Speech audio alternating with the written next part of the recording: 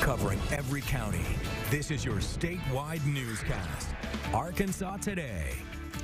Good Monday afternoon. I am Aaron Nolan. Thanks for watching Arkansas Today. In our local news, a mother in Mena is in court today facing a murder charge for her daughter's death. She pleaded not guilty, issued a $1 million bond. A judge has agreed to seal all documents in Michelle Galjowski's case until police finish their investigation. Police are waiting on the medical examiner to determine exactly how her daughter died. The U.S. military launches 6 airstrikes against al-Shabaab militants in Somalia. U.S. Africa Command says they carried out 4 airstrikes on Saturday, 2 on Sunday, killing at least 62 extremists from the al-Qaeda linked group. The 2-day operation, conducted in close coordination with Somalia's government, aimed at preventing future attacks of violence from the terrorist group. Early reports say no civilians were injured or killed in this attack.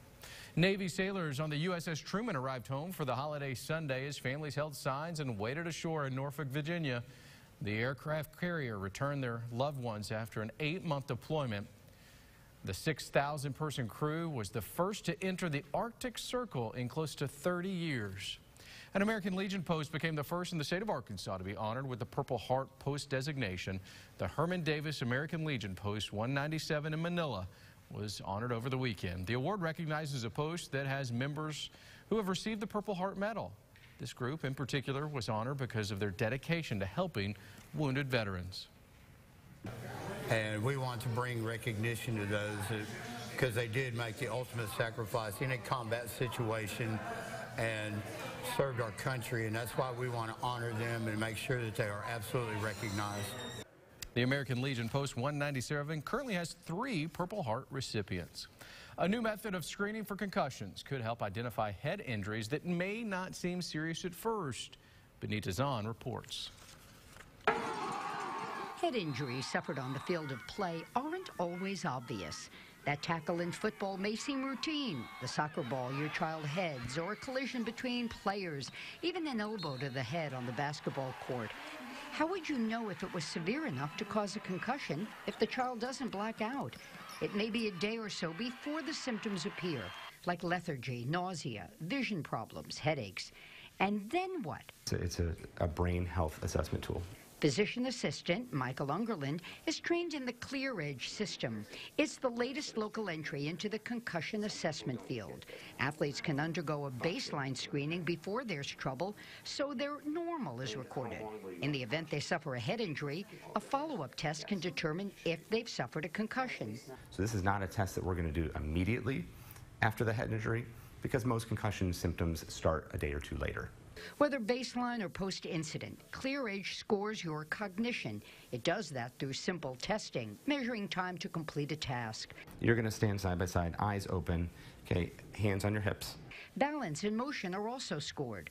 If there's a baseline done, those results can be compared to the post-incident test. And if signs of a concussion are found, the family's notified. We will always recommend, coordinating, with the primary care, with the specialist, with the coaches, okay, and the parents, that we have, have these tests. We can give them a printout.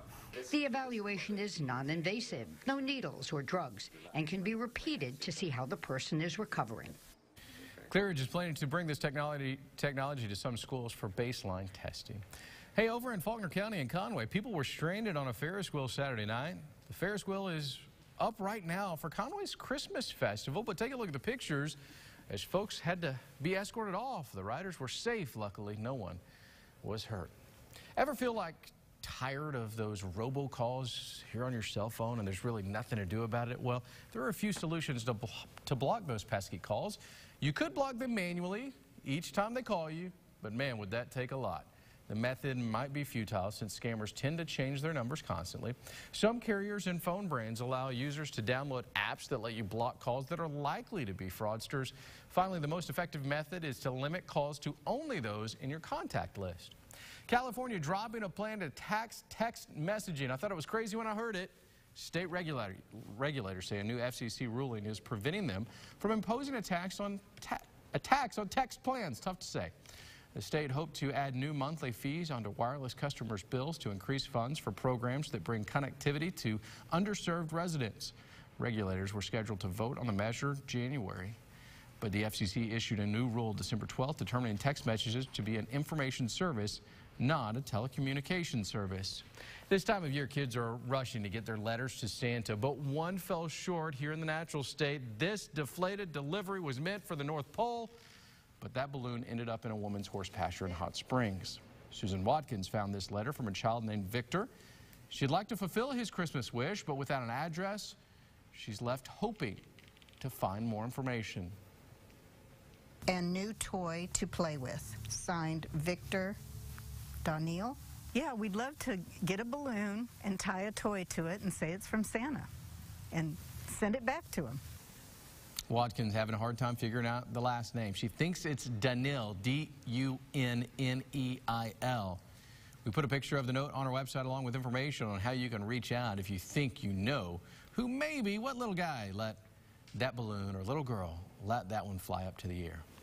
Here's a look at the day ahead. Former FBI Director James Comey expected to face a second round of questioning today, sitting before the House Judiciary and House Oversight Committees in a closed-door meeting. Comey is being questioned on a possible anti-Trump basis in the top levels of the FBI and Department of Justice during the 2016 elections.